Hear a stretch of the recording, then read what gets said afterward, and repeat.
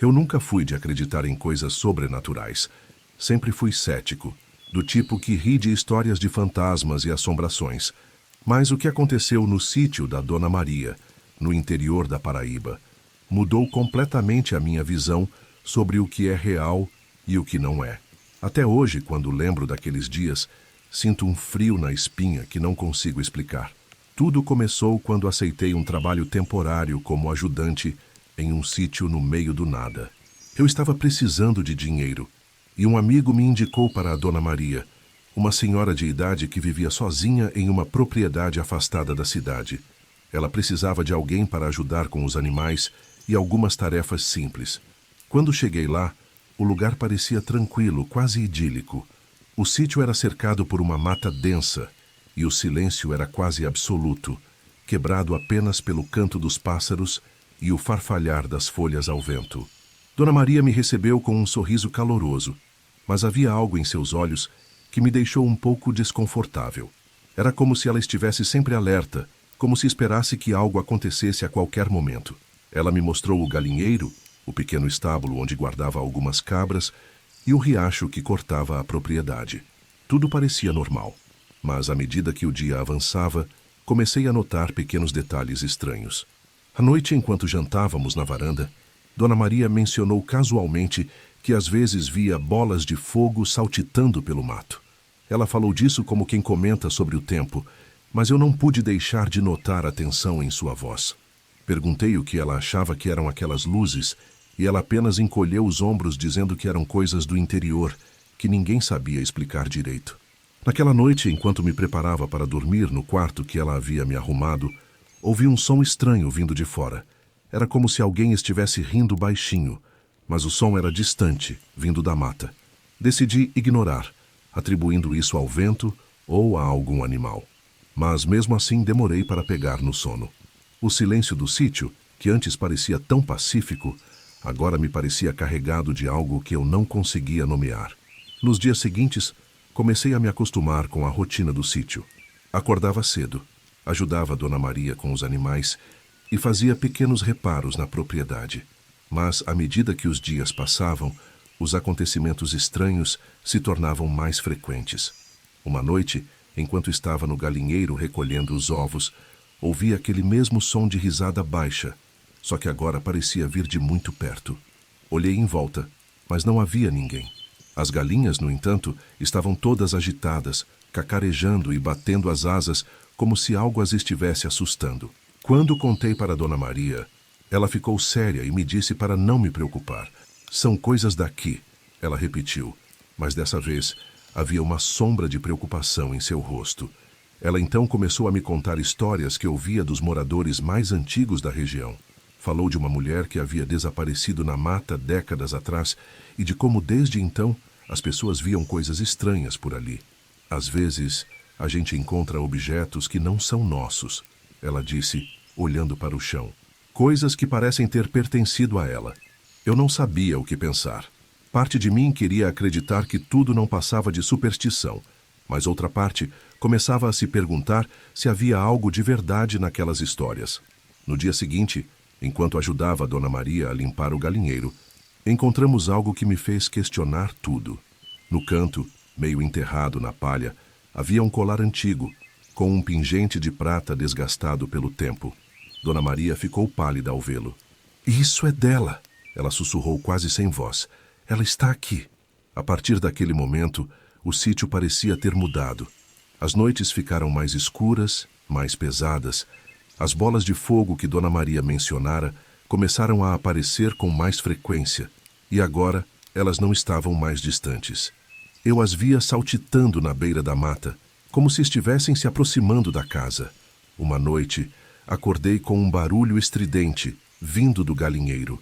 Quando olhei pela janela, vi chamas subindo pelo telhado. Corri para fora, mas quando cheguei lá, o fogo já havia consumido boa parte da estrutura. E no meio do caos, ouvi aquela risada novamente. Só que agora era alta, clara, e vinha de todos os lados ao mesmo tempo. Dona Maria estava em pânico. Ela insistia que tínhamos que sair dali, que não era seguro ficar. Mas eu, teimoso, decidi investigar. Peguei uma lanterna e fui em direção à mata, seguindo o som daquela risada. A cada passo que dava, o ar parecia ficar mais frio, mais denso. De repente, a lanterna começou a piscar, e eu vi algo se movendo entre as árvores.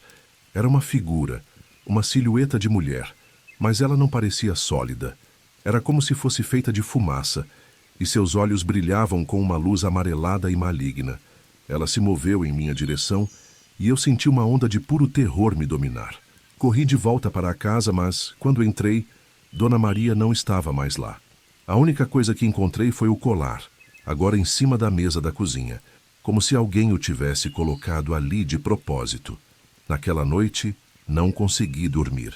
Fiquei sentado na sala, com o colar na mão, tentando entender o que estava acontecendo. O silêncio da casa era opressivo, mas de repente as luzes começaram a piscar e a temperatura caiu drasticamente. A risada voltou, só que agora vinha de dentro da casa. Era como se estivesse em todos os cômodos ao mesmo tempo, ecoando nas paredes e no meu próprio corpo. Eu sabia que não podia ficar ali, mas também não conseguia me mover. Foi então que vi ela novamente, a figura da mulher, agora em pé no canto da sala. Ela estava mais nítida do que antes, e seus olhos brilhavam com uma intensidade que me paralisou. Ela apontou para o colar que eu segurava e sussurrou algo que não consegui entender, mas senti uma onda de dor e tristeza tão intensa que quase desmaiei. Era como se todas as emoções dela estivessem sendo projetadas em mim. Raiva, desespero, uma saudade avassaladora. Quando consegui me mover novamente, joguei o colar no chão e corri para o quarto, trancando a porta atrás de mim. Fiquei lá, encolhido na cama, ouvindo a risada e os passos dela do lado de fora. No dia seguinte, encontrei Dona Maria do lado de fora da casa, sentada no chão, olhando para o galinheiro queimado. Ela não lembrava de nada do que havia acontecido na noite anterior, mas eu sabia que algo havia mudado nela. Seus olhos estavam mais fundos e ela parecia mais frágil, como se parte de sua energia tivesse sido sugada. Perguntei se ela estava bem, e ela apenas balançou a cabeça, dizendo que precisávamos ir embora dali. Mas eu não conseguia deixar para trás o que havia visto. Decidi que precisava descobrir a verdade sobre aquela mulher e o colar. Fui até a cidade mais próxima e comecei a perguntar sobre histórias antigas da região. Foi então que um velho morador me contou sobre uma mulher chamada Isabel, que havia desaparecido na mata há mais de 50 anos. Ela era conhecida por usar um colar de prata com um pingente em forma de lua, e diziam que ela havia sido vítima de uma tragédia amorosa. Ninguém sabia ao certo o que havia acontecido com ela, mas muitos acreditavam que seu espírito ainda vagava pela região, preso a um ciclo de dor e vingança. Quando voltei para o sítio, Dona Maria estava ainda mais abatida. Ela me olhou nos olhos e disse: "Ela não vai nos deixar em paz. Ela quer algo de mim." Perguntei o que ela queria dizer, mas Dona Maria apenas balançou a cabeça, como se não quisesse ou não conseguisse explicar. Naquela noite, as bolas de fogo voltaram, mas desta vez elas estavam dentro da casa, flutuando pelos cômodos, como se estivessem nos observando. A risada ecoava mais alta do que nunca, e eu sabia que estávamos no limite. Algo terrível estava prestes a acontecer. Naquela noite, o sítio parecia ter se transformado em um pesadelo vivo. As bolas de fogo dançavam pela casa, iluminando as paredes com uma luz sinistra, enquanto a risada da mulher ecoava sem parar. Dona Maria estava sentada na sala, imóvel, como se tivesse aceitado o que estava por vir. Eu, por outro lado, estava desesperado, tentando encontrar uma maneira de escapar daquela loucura. Foi então que a figura da mulher apareceu novamente, desta vez no meio da sala, mais sólida do que nunca. Ela estendeu a mão em direção a Dona Maria e sussurrou: "Você sabe o que precisa fazer." Dona Maria começou a chorar, mas acenou com a cabeça, como se entendesse. Ela se levantou e foi até um baú antigo que ficava no canto da sala. Dentro dele havia um diário empoeirado e uma foto desbotada de uma mulher jovem usando o mesmo colar que havíamos encontrado no galinheiro. Dona Maria me olhou e disse: "Isso é dela. Eu sabia que um dia ela voltaria para cobrar o que é seu." Foi então que ela me contou a verdade. Anos atrás, quando ainda era jovem, Dona Maria e Isabel haviam sido amigas, mas uma disputa por um homem que ambas amavam havia acabado em tragédia. Em um acesso de raiva, Dona Maria havia empurrado Isabel em um poço na mata, e ela nunca mais foi vista. O colar era a única coisa que restava dela, e Dona Maria o havia escondido, tentando enterrar o passado. Mas agora, o espírito de Isabel havia voltado para cobrar justiça. A figura da mulher se aproximou de Dona Maria, e eu vi algo que nunca vou esquecer. Ela tocou o rosto de Dona Maria, e uma luz intensa envolveu as duas. Quando a luz se dissipou, Dona Maria estava caída no chão sem vida, e a figura de Isabel havia desaparecido. O colar que estava no chão agora estava em volta do pescoço de Dona Maria, como se tivesse sido colocado ali por mãos invisíveis. Eu deixei o sítio naquela mesma noite sem olhar para trás. Nunca mais voltei lá, mas até hoje sonho com aquela risada e com os olhos brilhantes de Isabel. Às vezes, quando estou sozinho no escuro, sinto como se ela ainda estivesse por perto, observando, esperando. Se você gostou dessa história, não se esqueça de se inscrever no canal, deixar um like e comentar o que achou. E se algum dia você se encontrar em um sítio isolado no interior, preste atenção aos sinais. Às vezes, o que parece ser apenas uma lenda pode ser muito mais real do que você imagina. Meu nome é Lucas. Tenho 34 anos e até hoje não consigo explicar direito o que aconteceu no sítio do Maciel. Se você está lendo isso, provavelmente é porque alguém te contou que aconteceu algo errado por lá. Não sei se isso vai ajudar alguém, mas preciso botar para fora. Tudo começou há 2 anos, quando fui passar um mês no sítio dele, no interior de Minas. Eu precisava de silêncio para terminar um livro, e Maciel, um conhecido do meu pai, ofereceu a casa de hóspedes. Lugar tranquilo, só você e a natureza, ele disse, sorrindo de um jeito que não chegou aos olhos. A estrada até o sítio já era um presságio. Buracos, curvas fechadas e uma placa enferrujada com o nome Sítio São João, quase apagado pela ferrugem. Quando cheguei, Maciel me recebeu na varanda da sede. Um homem alto e magro, com mãos calejadas e um bigode desgrenhado. Ele falava pouco, mas insistiu em me mostrar a propriedade antes mesmo de eu desfazer as malas. A casa de hóspedes ficava a uns 200 metros da sede, isolada entre eucaliptos. Era simples, com cheiro de mofo e paredes descascadas, mas tinha um alpendre com vista para o pasto. Fique à vontade, ele disse, deixando uma cesta de frutas na mesa. Só não se esqueça, depois da meia-noite tranque as portas. Não dei muita atenção. Achei que fosse paranoia de gente do campo. Na primeira noite, acordei com um barulho seco, como um soco na porta. Olhei o relógio.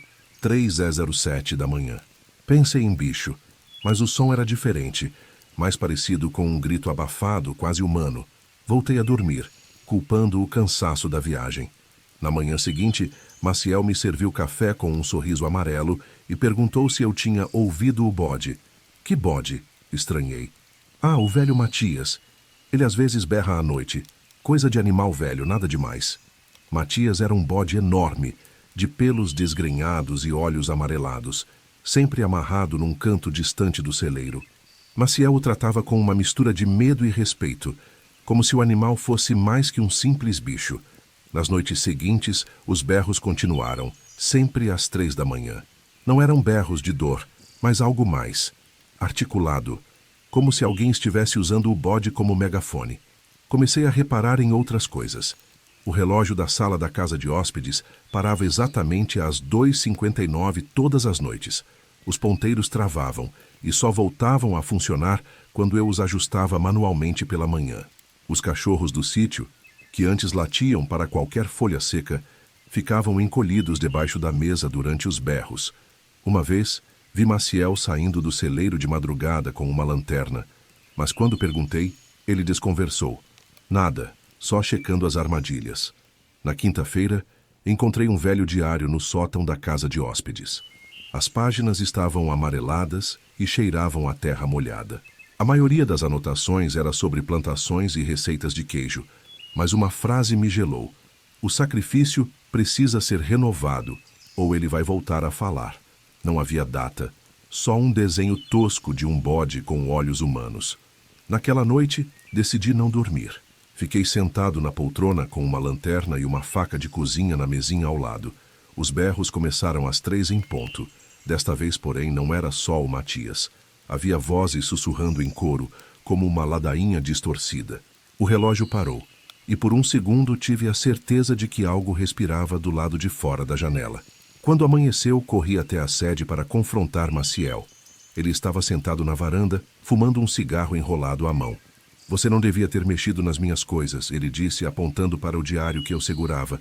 Isso não é da sua conta. Foi então que notei. Seus olhos estavam amarelados, exatamente como os do Matias. Na manhã seguinte, Maciel sumiu. A sede estava vazia, o café servido na mesa esfriando, e nenhum dos trabalhadores do sítio apareceu para ajudar. Quando perguntei a um dos peões que cuidava dos cavalos onde ele estava, o homem respondeu com um grunhido. Ele não gosta de ser incomodado antes do meio-dia. Havia algo errado naquela frase. Não era só o tom evasivo, mas a forma como ele evitava me encarar, como se temesse que eu lesse alguma verdade em seus olhos. À tarde, decidi explorar o celeiro. O cheiro de feno podre e urina de animal era forte, mas o que me chamou a atenção foi uma porta de madeira trancada com um cadeado enferrujado. Ao lado, pendurada num prego, havia uma corrente com manchas escuras que pareciam, não sei, sangue seco. Enquanto eu tentava forçar a porta, ouvi o som de passos no andar de cima. Congelei. O celeiro tinha só um piso. Naquela noite, os berros do Matias começaram mais cedo. Às 2h30, uma névoa densa cobriu o sítio, mesmo sem previsão de chuva. O relógio da sala parou às 2h59, como sempre. Mas dessa vez algo mudou. Os ponteiros começaram a girar no sentido contrário. Ouvi vozes vindas do telhado, sussurros em língua estranha, e então um baque surdo, como um corpo caindo sobre as telhas. Na manhã seguinte, encontrei pegadas de cascos no jardim da casa de hóspedes. Não eram de cavalo. Eram menores, mais afiadas, e formavam um padrão circular, como um ritual. No centro, havia uma pilha de pedras pretas que eu nunca tinha visto antes. Foi então que decidi ir à cidade mais próxima, a 15 quilômetros dali, para comprar mantimentos e, quem sabe, encontrar respostas. O único bar do vilarejo estava quase vazio, exceto por um velho de chapéu de palha sentado no canto. Quando mencionei o sítio do Maciel, ele cuspiu o café que bebia. Você tá lá? Sai fora enquanto é tempo. Por quê? O que tem de errado lá? Ele não respondeu. Em vez disso, deslizou sobre o balcão um recorte de jornal amarelado de 1978. A manchete dizia: família desaparece após culto satânico no sítio São João. Apenas o filho sobreviveu. Na foto, um adolescente de olhos assustados, que reconheci imediatamente como um jovem Maciel. Voltei ao sítio com o coração na mão. Ao passar pelo celeiro, vi um dos trabalhadores arrastando algo pesado para dentro da mata. Quando ele me viu, correu, deixando cair um colar com um pingente de chifre. Naquela noite, decidi seguir as pegadas da mata. Com uma lanterna na mão, encontrei uma clareira com uma cruz de madeira torta, coberta de símbolos que pareciam escritos com sangue. Ao lado, havia uma cova recém-revolvida, com terra solta e um cheiro metálico insuportável. Foi então que ouvi o primeiro arrasto de corrente. Corri de volta para a casa de hóspedes, mas as portas estavam trancadas por fora. Algo batia nas janelas, mas não eram galhos, eram mãos, ou algo com dedos longos demais, tentando alcançar as fechaduras. Os berros do Matias ecoaram, mas agora misturados a gargalhadas humanas. Quando finalmente consegui entrar, encontrei o diário aberto na página que eu havia lido. Alguém, ou algo, escrevera uma nova frase embaixo daquela sobre o sacrifício. Ele já sabe que você está aqui. À meia-noite, os sussurros começaram dentro das paredes. Não eram vozes, mas sons guturais, como se algo rastejasse entre as vigas. Tentei ligar para a polícia, mas o celular não tinha sinal. Foi então que notei. Todas as tomadas da casa estavam queimadas, e o relógio, além de parado, agora marcava 3h33 em vez de 3 ESO. Na madrugada, acordei com um cheiro de pelo queimado. Olhei pela janela e vi o Matias, ainda amarrado ao poste, mas sua pele estava escurecida, como se tivesse passado horas sob o sol. Seus olhos, porém, estavam fixos em mim, e sua boca se movia em silêncio, formando palavras que eu não conseguia ouvir. Atrás dele, na escuridão do celeiro, uma silhueta alta se aproximava. Usava uma capa esfarrapada, e onde deveria estar a cabeça, havia apenas uma máscara de bode, com chifres retorcidos. Na manhã seguinte, Maciel me encontrou desmaiado no chão da cozinha. Você não devia ter ido até lá, ele disse, com uma voz que não era totalmente a dele. Agora ele sabe o seu nome. Acordei no chão da cozinha com gosto de terra na boca. Maciel estava sentado à mesa, descascando uma laranja com uma faca enferrujada. A luz do sol entrava pela janela, mas algo estava errado. A sombra dele no chão tinha chifres. Você não entende, não é? Ele disse sem olhar para mim. O Matias não é um bode, é um guardião. E desde que você chegou ele está inquieto. Tentei me levantar, mas minhas pernas não respondiam. As paredes da cozinha pareciam pulsar, como se a casa respirasse. Do que você está falando? Murmurei. Maciel finalmente ergueu os olhos. Suas pupilas eram amareladas, fendidas como as de uma cabra. A entidade, ela escolhe. Todo mês, ela escolhe alguém para renovar o pacto. E dessa vez, ele deixou a frase no ar, apontando a faca na minha direção. Corri para a porta, mas ela se fechou com um estrondo. A faca voou da mão de Maciel e se cravou na parede ao lado da minha cabeça. Ele já te marcou, ele berrou, agora com uma voz dupla, como se duas pessoas falassem ao mesmo tempo. Naquela noite, os berros do Matias começaram às 2 da manhã. Não eram mais gritos, eram palavras. Fuja antes que ele te use. O bode grasnava enquanto se debatia contra a corrente. O relógio da sala parou às 2h59 e os ponteiros começaram a girar em espiral, como se o tempo desmoronasse. Corri para o sótão, onde o diário ainda estava aberto. As páginas agora estavam preenchidas com minha própria caligrafia, mas escritas de trás para frente. Você é o próximo sacrifício. Ouvi passos no telhado. Algo arranhava as telhas cada vez mais perto. Quando olhei pela janela, vi a silhueta da criatura com chifres, mas agora ela tinha minha cara. Desesperado, peguei o carro e dirigi até a cidade, mas a estrada estava bloqueada por uma névoa densa. No rádio do carro, uma estática distorcida repetia: Ele vem te buscar. Ele vem te buscar. Voltei ao sítio e encontrei o celeiro aberto. No centro, havia um altar sujo de sangue, com símbolos idênticos aos da clareira. Sobre ele, uma fotografia antiga mostrava Maciel ao lado de um homem de máscara de bode, o mesmo da noite anterior. Foi então que ouvi o arrasto de correntes vindo do porão da sede. Desci as escadas com uma lanterna trêmula e encontrei uma porta de ferro com uma fechadura em forma de chifre. Atrás dela, havia uma cela com dezenas de retratos de pessoas desaparecidas, todas com datas de 1978 até o mês anterior. No chão, uma pilha de ossos humanos. E no meio deles, um celular. Meu celular que eu havia perdido na floresta dias antes. Quando me virei para sair, a porta do porão se fechou. A voz de Maciel ecoou. Você não vai embora. Você é parte disso agora. A lanterna apagou. No escuro, algo quente e úmido tocou meu pescoço. Era a língua de um animal. Ou de algo que um dia foi humano. O escuro do porão engoliu tudo, menos o cheiro de carne podre. A coisa atrás de mim respirava em meu ouvido um bafo quente que queimava como ácido. Você demorou, disse a voz agora claramente a mesma dos sussurros nas paredes. Eu esperei décadas por alguém como você. Lembrei do diário, do sacrifício renovado. Ele não queria Maciel, queria mim. A lanterna acendeu sozinha, revelando a criatura. Uma massa de pelos negros, chifres retorcidos e olhos amarelados que brilhavam como os de Matias. Mas o pior era sua boca. Uma fissura que se estendia de orelha a orelha, cheia de dentes humanos. Você leu as regras, rosnou. Não saia do quarto depois da meia-noite. Não mexa no passado. Mas você fez tudo errado. Corri para a porta, mas a criatura me agarrou pelo pescoço. Suas mãos, ou patas, eram frias e escamosas, com garras que cortavam minha pele. O pacto precisa de um novo guardião, ele sussurrou. Alguém que possa falar com os dois mundos. Alguém como você. Naquele momento, entendi. Matias não era uma vítima. Era um hospedeiro. A entidade usava o corpo do bode para se comunicar, e agora queria um corpo humano. Meu corpo. A porta do porão se abriu de supetão. Maciel estava lá, segurando uma tocha. Não! Ele gritou com lágrimas nos olhos. Ele é meu filho! Você prometeu que seria eu! A criatura riu, um som que parecia unhas arranhando um quadro negro. Você falhou, Maciel. O sacrifício não foi completo. Agora, ele vai substituir você.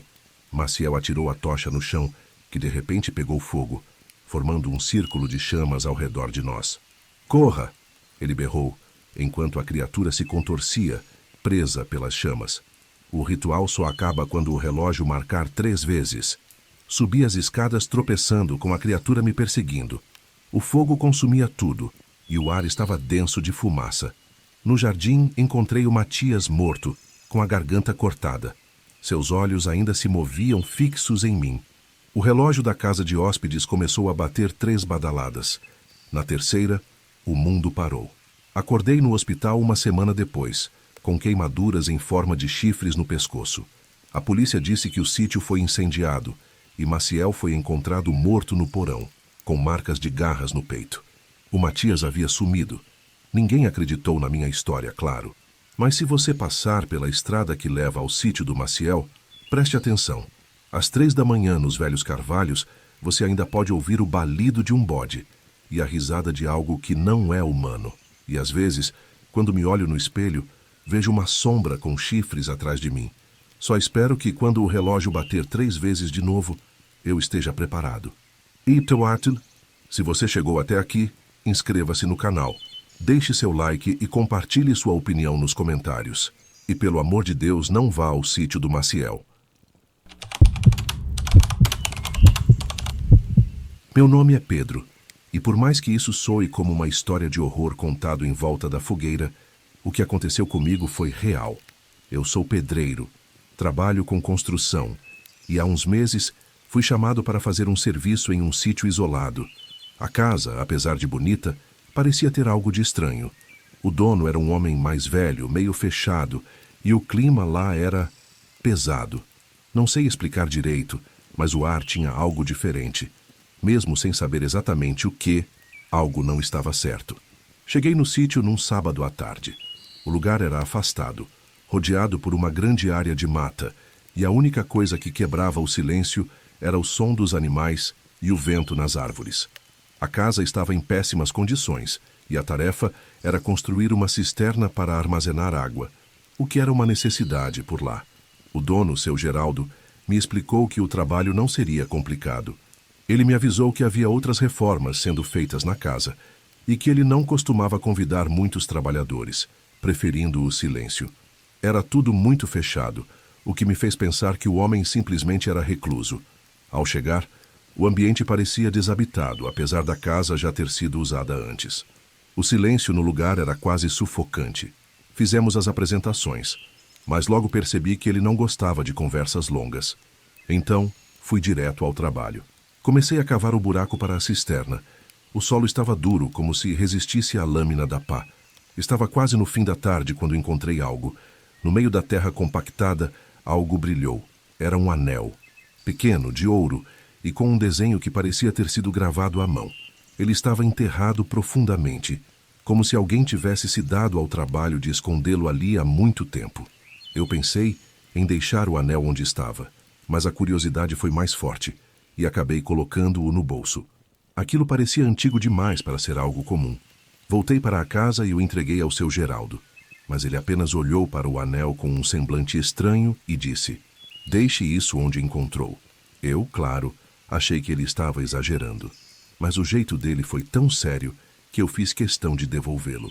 Quando fui voltar para o buraco onde estava o anel, ele já estava de volta em minha mão, como se algo me tivesse impedido de devolvê-lo.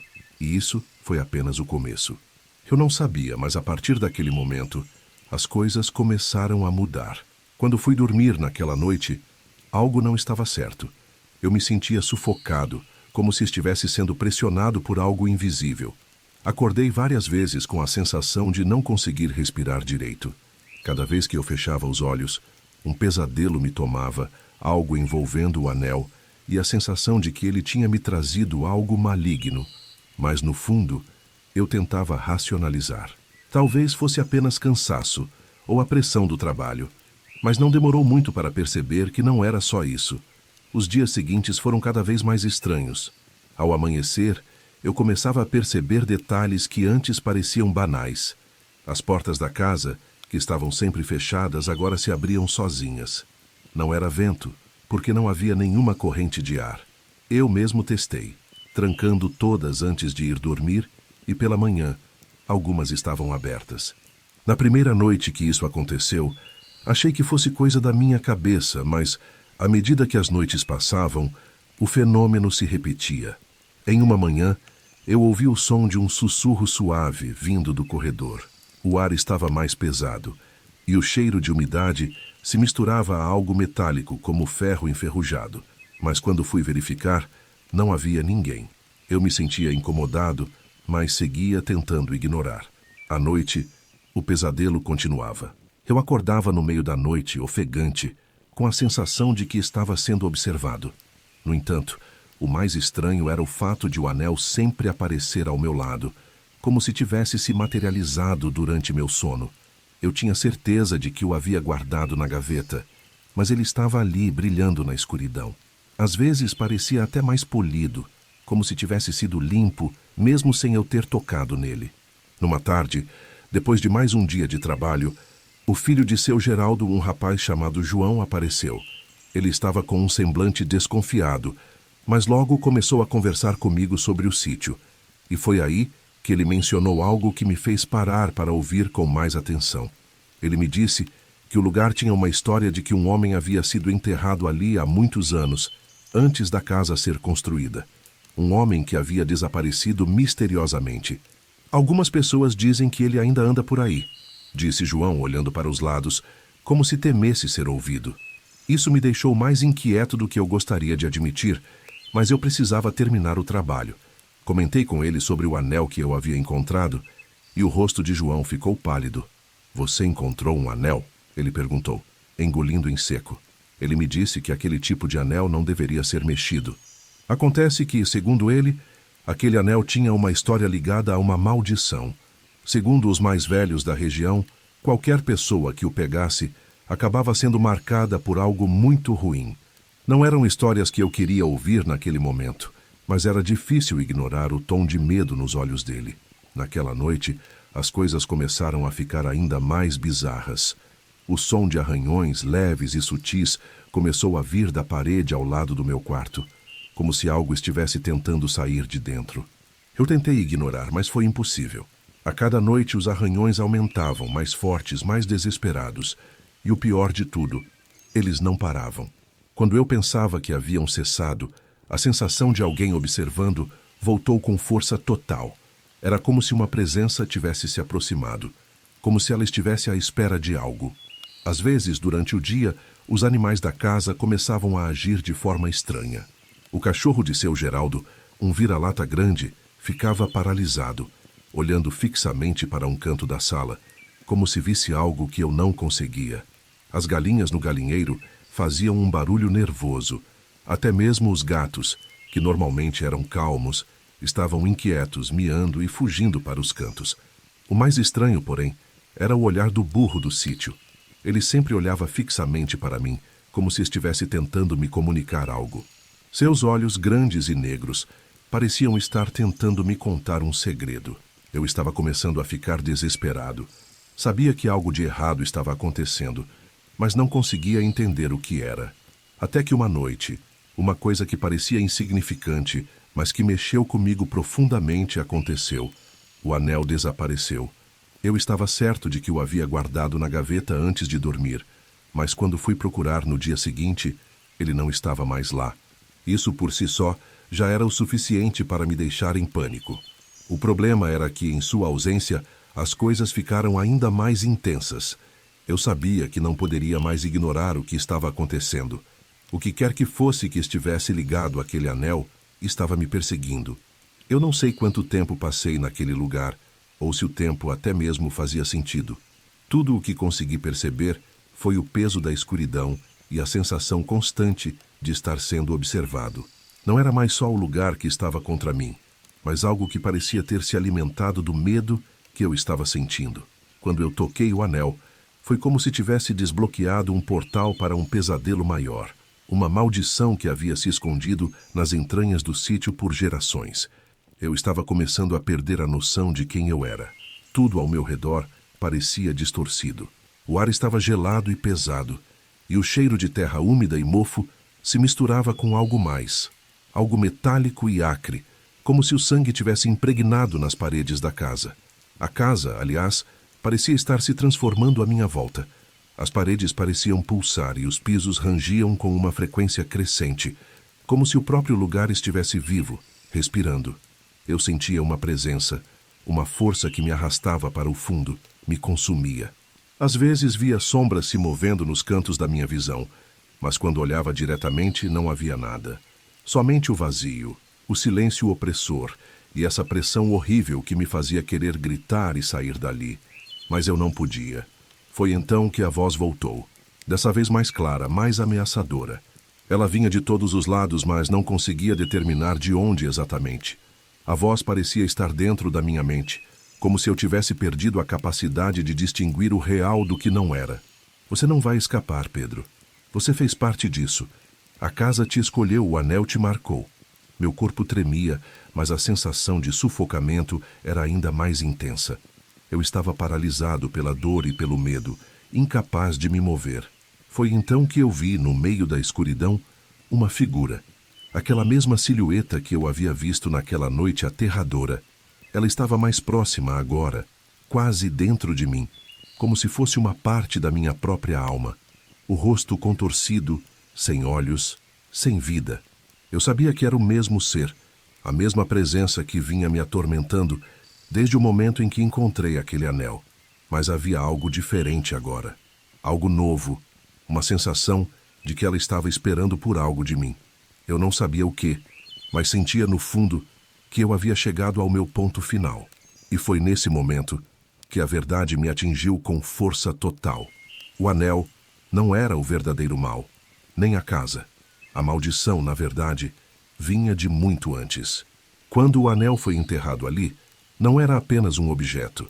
Ele carregava com ele a alma de alguém. Alguém que havia sido aprisionado no sítio, forçado a viver no sofrimento eterno, aguardando uma oportunidade para se libertar. E esse alguém era o próprio seu Geraldo, o homem que me contratou. Eu não sabia na época, mas ele não era um simples morador do sítio.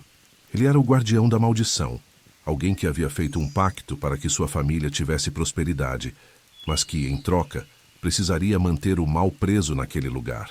Eu entendi, então, que sua aparência estranha, seu comportamento recluso, tudo aquilo fazia parte de um papel que ele estava forçado a desempenhar.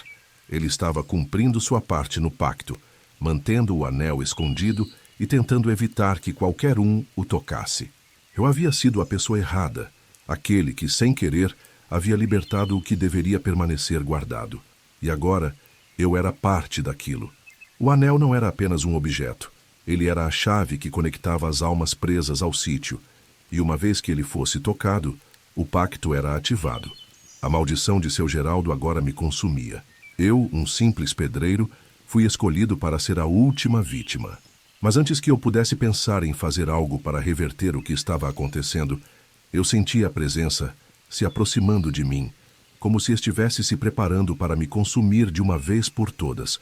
Foi então que, pela primeira vez, eu entendi o que realmente era aquele lugar. O sítio, a casa, tudo ali era uma prisão para almas perdidas, e eu havia caído na armadilha. Com uma última tentativa de me libertar, eu corri para a porta da casa, sem saber para onde iria. Mas, ao abrir a porta, não encontrei a liberdade. Em vez disso, a escuridão da noite me engoliu. O que eu vi não era o mundo que eu conhecia, mas um vazio imenso. O sítio havia desaparecido. Eu estava perdido em um limbo entre o real e o sobrenatural. E lá, sem tempo ou espaço, eu seria mais uma alma perdida, condenada a vagar sem fim. E é aqui que a minha história acaba, ou talvez comece, para aqueles que ouvirem. Não sei se alguém vai me entender ou se alguém vai acreditar. Mas o que eu sei é que eu, Pedro, não sou mais o homem que encontrei aquele anel. Agora sou parte do mal, um fragmento de uma história que nunca deveria ter sido revelada. Então, Se você alguma vez for até aquele sítio, não toque no que está enterrado lá.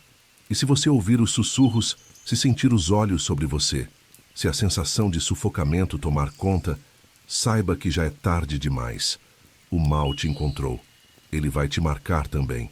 Se inscreva no canal para mais histórias como essa, deixe um like e compartilhe sua opinião nos comentários. Meu nome é Lucas e quero contar algo que aconteceu comigo em um sítio isolado, onde trabalhei por um tempo.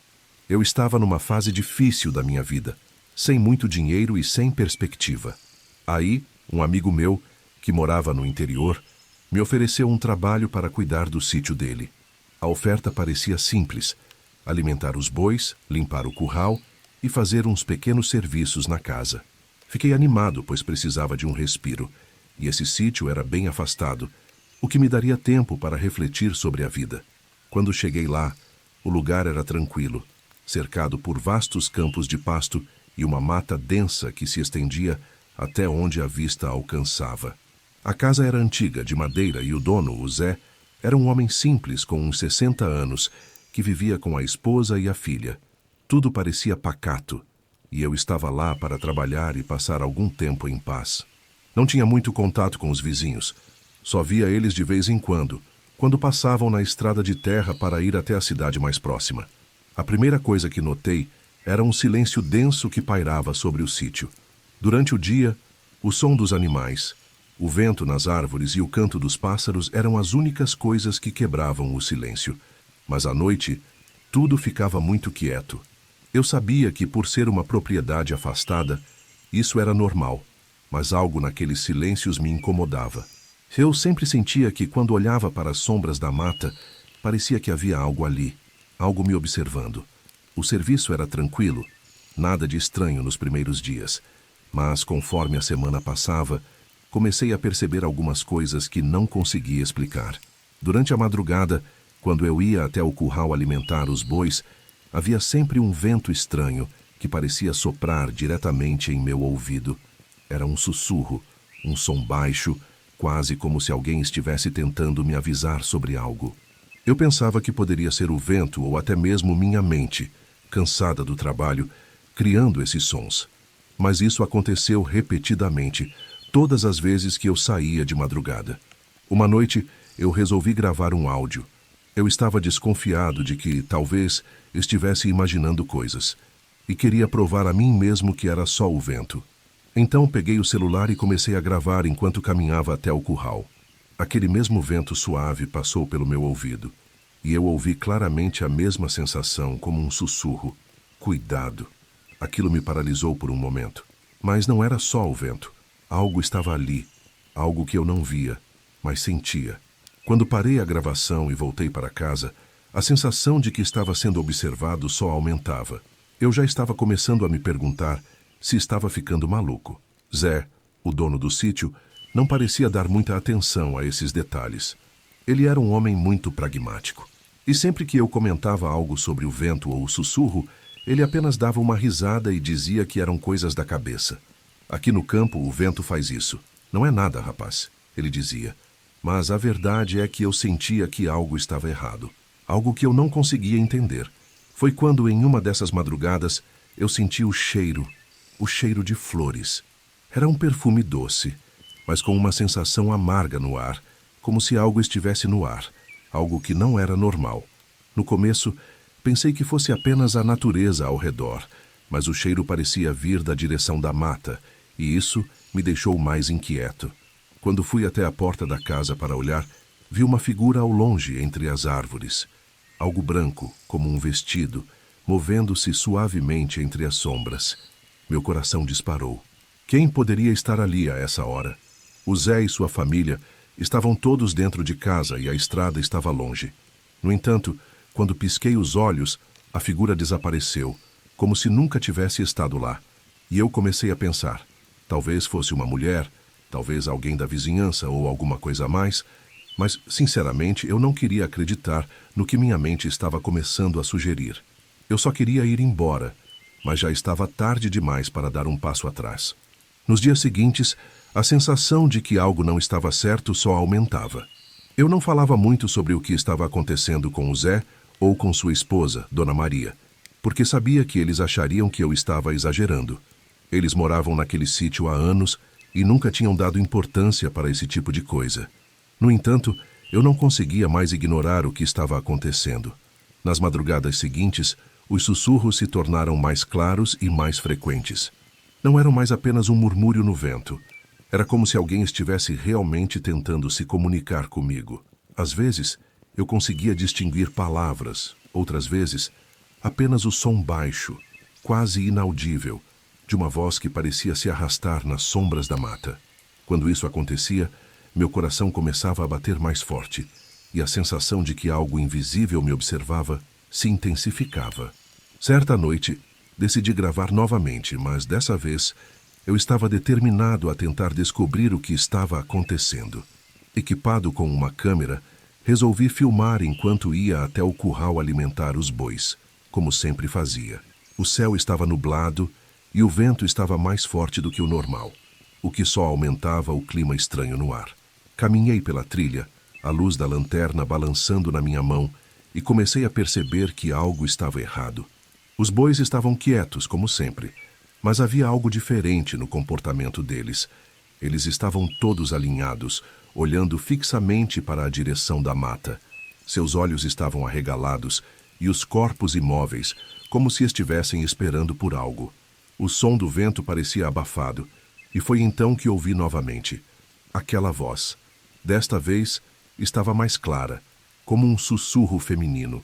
Você não deveria estar aqui. Eu congelei. A lanterna caiu de minha mão e, por um momento, tudo o que eu consegui fazer foi olhar fixamente para a mata à minha frente. Uma sensação gelada percorreu minha espinha e um arrepio tomou conta de meu corpo. O que era isso? Eu estava sozinho, e ao olhar novamente para os bois, percebi que não estavam mais tão calmos.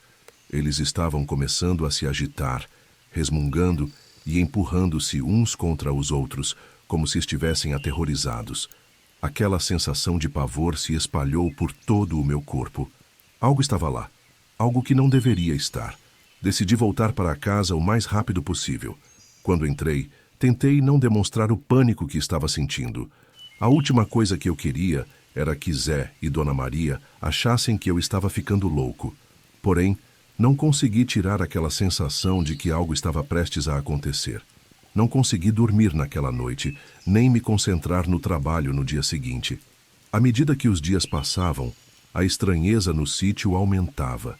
Eu comecei a ouvir mais histórias antigas sobre o local. Certa manhã, Zé me chamou para conversar. Ele parecia mais sério do que o normal. Você ouviu alguma coisa estranha, Lucas? Ele perguntou, com um olhar distante, como se estivesse esperando por algo. Fiquei quieto por um momento, hesitando. Eu não queria parecer um lunático, mas sabia que algo estava errado. Acabei dizendo que sim, que havia sentido e ouvido coisas estranhas à noite, e que os bois estavam se comportando de maneira incomum.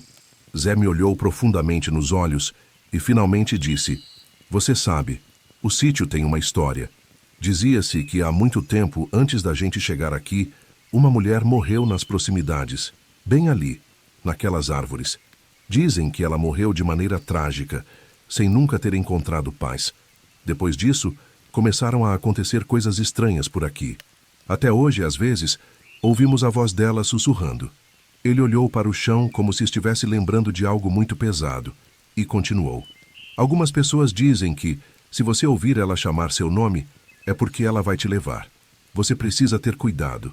Essas palavras me atingiram como um soco no estômago. A mulher de branco era ela. Eu comecei a ligar os pontos. O cheiro doce e amargo nas madrugadas, os sussurros no vento, a figura que vi entre as árvores. Tudo isso fazia sentido agora. Mas por que eu? O que ela queria comigo? O clima no sítio se tornou ainda mais pesado. As noites eram mais silenciosas, mas ao mesmo tempo mais opressivas. Eu sentia uma presença constante, algo me observando de longe, esperando para me pegar. Os bois, que antes pareciam calmos, agora estavam sempre inquietos, movendo-se de maneira frenética durante a madrugada, como se estivessem tentando fugir de algo. Uma noite eu não aguentei mais e decidi gravar novamente. dessa vez com a câmera ligada na esperança de capturar algo mais concreto. Eu sabia que não podia mais ignorar o que estava acontecendo, que aquilo era real, não algo da minha cabeça. Quando fui até o curral, tudo estava como sempre. Mas dessa vez os bois estavam quietos, não se mexiam. De repente, uma brisa gelada passou por mim, e antes que eu percebesse, ouvi o sussurro. Lucas, eu estou aqui. Eu girei a câmera para a mata, e ali, em meio à escuridão, vi uma figura. Uma mulher vestida de branco, com o cabelo longo e solto, flutuando entre as árvores. Ela estava parada, me observando. Eu tentei me mover, mas o medo me paralisou. Quando a mulher levantou a mão, eu soube que não havia mais volta. Ela estava vindo. A câmera capturou tudo. A imagem da mulher de branco, os olhos vazios e os dedos estendidos em minha direção.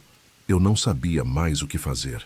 O medo tomou conta de mim, mas ao mesmo tempo uma sensação de inevitabilidade me envolveu. Eu sabia que aquilo não era algo que poderia ser explicado.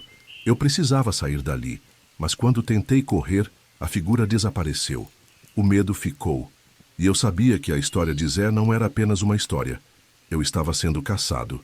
Naquela noite, algo dentro de mim sabia que eu já estava além do ponto de não retorno. Tudo o que havia acontecido até então, os sussurros, a figura de branco, os bois agitados, estava levando a algo mais sombrio. A sensação de que o que estava acontecendo no sítio não era apenas uma coincidência, mas algo aterradoramente real, me perseguia com mais intensidade do que nunca. Eu tentei ignorar as advertências de Zé, como se fosse possível esquecer tudo o que eu havia presenciado. Mas no fundo, sabia que não poderia voltar atrás. Eu não podia fingir que nada estava acontecendo. Desde aquele momento em que a mulher de branco apareceu nas gravações, eu senti que a presença dela estava cada vez mais perto. Eu não conseguia mais dormir. Todas as noites, os sussurros se tornaram uma constante, como se ela estivesse me chamando, me atraindo para algo. Algo que eu não podia ver, mas que eu sabia que estava esperando por mim. Certa noite, depois de uma jornada de trabalho especialmente cansativa, decidi que não aguentava mais. Eu precisava de respostas. Não podia continuar vivendo com medo, sem entender o que estava acontecendo, sem saber o que aquela mulher queria. Assim, por mais que meu corpo pedisse descanso, eu peguei a câmera e decidi ir até a mata, sozinho, na calada da noite. Eu sentia que se não fosse agora, nunca mais teria coragem de voltar. A sensação de desespero era palpável enquanto eu caminhava pela trilha escura. A única luz que me guiava era a da lanterna, tremendo nas minhas mãos suadas. O vento estava mais forte, quase como se estivesse me empurrando para a frente. O ar estava pesado, gelado, como se a própria atmosfera estivesse esperando por algo, como se soubesse que aquele seria o momento decisivo. Quando cheguei na borda da mata, os bois estavam mais agitados do que nunca. Eles corriam em círculos, baqueando contra as cercas, como se tentassem fugir de algo invisível. Eu estava tão imerso no pavor que não conseguia pensar direito. Tudo o que eu queria era entender, e a cada passo a sensação de que algo se aproximava aumentava. Foi quando eu a vi. Não era mais uma ilusão. Não era apenas uma sombra ou um movimento entre as árvores. Ela estava lá, parada, na escuridão. A mulher de branco, com o cabelo negro esvoaçando ao vento. Seus olhos estavam fixos em mim, vazios e profundos, como se quisesse me consumir. O medo quase me paralisou. Eu sabia que não estava mais em controle. Eu estava diante dela. A câmera tremia em minhas mãos. Eu tentei filmar, mas a luz da lanterna começou a oscilar e a câmera parecia perder o foco. A figura se aproximou lentamente. Cada passo dela fazia o ar parecer mais denso, mais pesado. Eu sabia que não tinha mais como escapar. Ela estava ali perto o suficiente para eu sentir seu hálito frio em meu rosto. Eu queria gritar, mas não conseguia. Eu queria correr, mas minhas pernas não respondiam. Ela levantou a mão, os dedos finos estendidos na minha direção, como se quisesse tocá-los, como se me chamasse para a escuridão. Nesse momento, tudo ficou em silêncio. O vento parou. Os bois cessaram os barulhos. Não havia mais nada ao redor, apenas eu e ela, e um espaço de desespero. O som de um sussurro começou a ecoar dentro da minha cabeça. Você vai ficar comigo. Eu vi sua boca se mover, mas as palavras não saíam. Era como se a voz estivesse em minha mente, como se estivesse invadindo meus pensamentos, me levando a um estado de pavor absoluto. Eu não conseguia respirar direito. O medo me sufocava, me fazia tremer, e ainda assim, eu não conseguia olhar para outro lugar. Estava preso naquela visão, naquela presença incontrolável. Quando finalmente consegui dar um passo para trás, a mulher de branco deu um sorriso estranho. Seus olhos se estreitaram, e em um movimento brusco, ela desapareceu na escuridão. Eu não sabia o que fazer. Eu não sabia mais se aquilo tudo fazia sentido. O que ela queria? O que estava acontecendo? Eu estava diante de algo que não poderia ser explicado, algo além de qualquer racionalidade. Eu corri de volta para a casa, sem parar, sem olhar para trás. Cada passo parecia me afastar de uma realidade que já não fazia sentido. Cheguei à casa ofegante, meu corpo inteiro tremendo. Não sabia o que era real e o que não era mais. Quando entrei, Zé estava sentado na sala me esperando.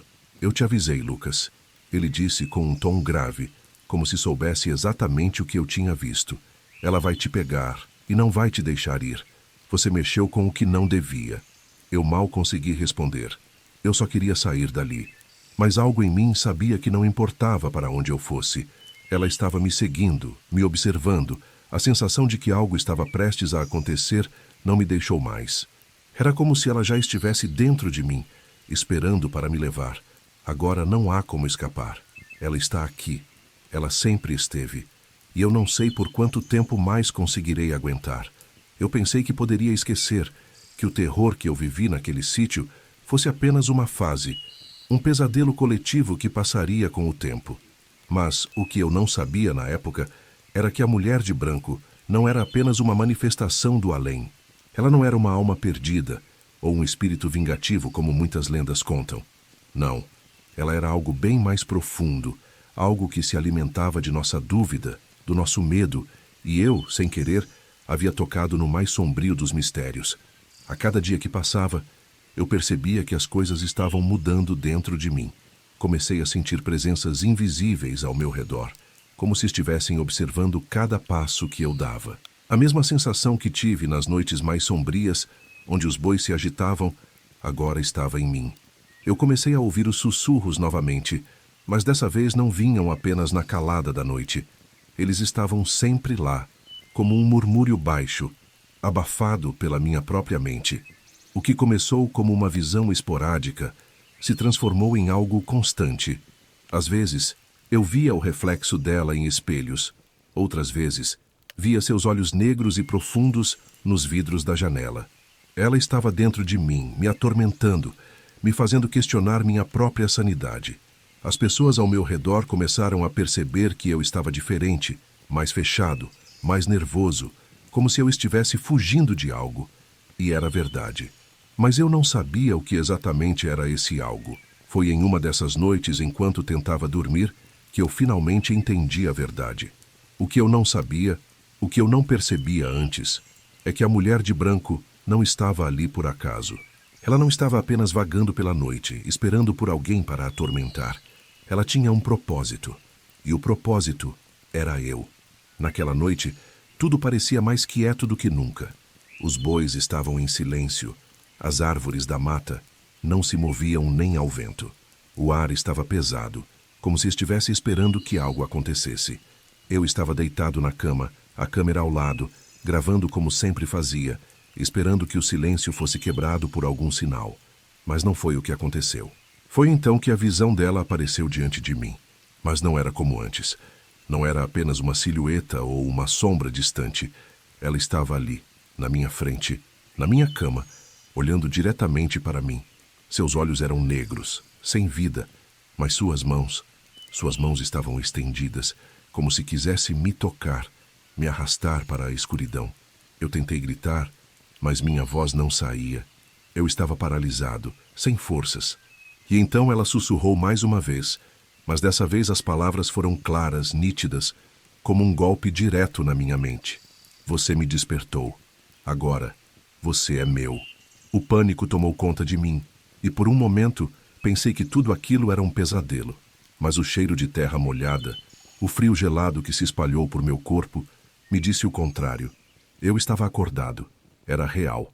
A partir daquele momento, os eventos se tornaram cada vez mais intensos.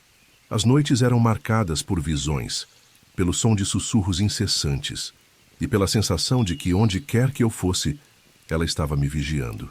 Cada passo que eu dava parecia me aproximar mais dela, como se estivesse sendo atraído para um abismo sem fim.